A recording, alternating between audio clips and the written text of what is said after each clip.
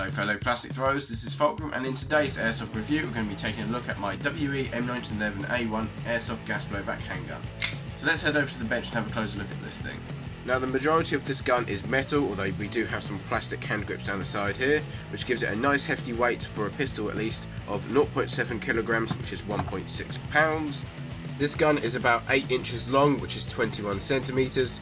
It's a full-sized service pistol because it's based on the 1911A1. It's not a smaller, compact version of it, it's the full-sized 1911. Starting at the back, we have a beaver tail safety, a slide safety, and the hammer. I don't like this slide safety particularly because you have to have it cocked for it to move into position, which I see is a bit counterproductive. You'd probably be better off leaving it uncocked for safety.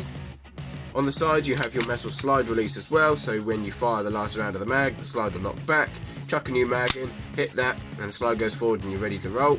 I like the trigger of this gun. It's a nice basic 1911 trigger, no fancy holes drilled in it, and it's single action only, so you have to cock it for it to fire. Like I said, single action only, not double action. The magazine release on this gun is a button on the left side of the gun. It is non-ambidextrous.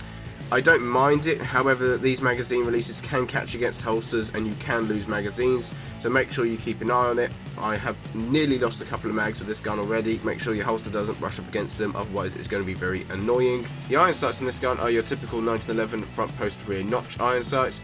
Don't often use them, but I do like them, although I often point shoot with this gun because when I'm using it it's usually in very close range as it is. There's no licensing on this gun. The only thing stamped on it is 45 ACP on the dust cover, and I really like that because that's the caliber of this handgun.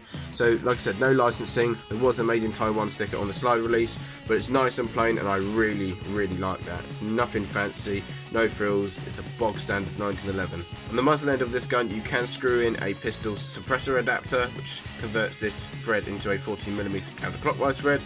I had one and broke it within about a few hours of putting it in because I dropped it on the suppressor, which is really annoying. I thread locked it and put it in place, so that's not coming out anytime soon. It was an aluminium suppressor adapter though, so that probably wasn't the strongest thing, but I'm a bit disappointed about that, but hey ho, it's just what happens.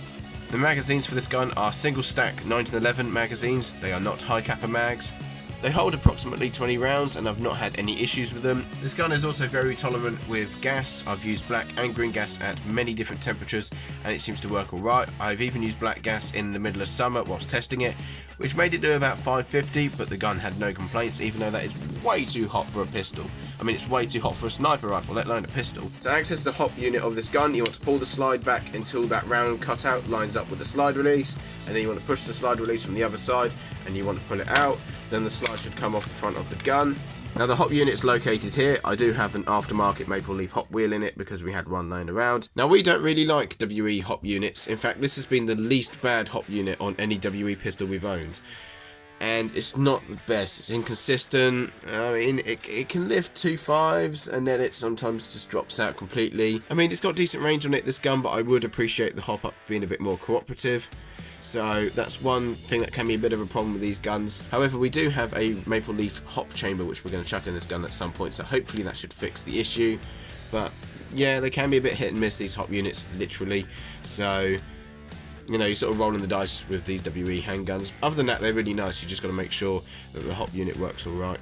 On the bottom of the grip there is a pistol lanyard loop, so you put your pistol lanyard through there, so hopefully you don't lose this thing. Performance wise, it's alright, the range is okay and the accuracy is alright for a pistol. I mean, I don't expect stupid range and accuracy out of such a short barreled weapon, used for mostly for extreme close range combat. However, it would be nice if the hop unit could be a bit more cooperative. Like I said, that seems to be a thing with WE gas blowback handguns. They can be very iffy with their hop units. They might work perfectly or they might be a complete lemon. The kick of this gun is really nice, especially with black gas. You've got a nice metal slide flying around, and it's also really nice and clanky and rattly, which I like. It sounds really good when you fire it. I love the feel of this gun because of the weight, and also I like the way that all of the paint is wearing off on areas which you're going to be grabbing hold of a lot. So the slide release, the trigger, hammer, the slide itself, it looks really nice. It's where all the paint's rubbing off. It's a nice weathered, worn effect, which I really like. Now, would I recommend the WE M1911A1 Airsoft gas blowback handgun? Well, if you want a nice 1911 replica which won't break the bank and will look really nice and feel really nice and kick like a mule, then yeah, I would recommend it. Sure, the hop unit's a bit of a pain, but it's usually an easy fix, be it a new bucking or just, you know, tweaking around with it. And for the most part, I have managed to make this gun lift 2.5s, although if you try and lift anything heavier, it starts to become really inconsistent, and sometimes it has been a bit iffy on 2.5s, so it's, you know, it's a pistol, it's close range combat. What are you trying to hit 70 meters with it? It's a ruddy handgun. So that's it for this review. Thank you very much for watching. If you enjoyed it at any point, a like would be appreciated. If you have any questions, leave them down in the comments below and I will try to answer them. I'm sorry if I've sounded a bit off in this video. I've got a bit of a cold. Don't worry, it's just a cold. False alarm, it's just a cold. On a side note, I would like to quickly thank you guys for 27 subscribers. Thank you very much for the continued support, and it's good to see you guys are enjoying my content. I would like to have had some gameplay from the last event I went to, but it all went tits up. It went completely wrong that day. Guns breaking down, people getting injured, so the gameplay wasn't that great. I'll try and compile something out of what I got, but don't hold your breath. It's not going to be anything like the other ones, but I'll see what I can do. And as always guys, play fair, play safe, take care.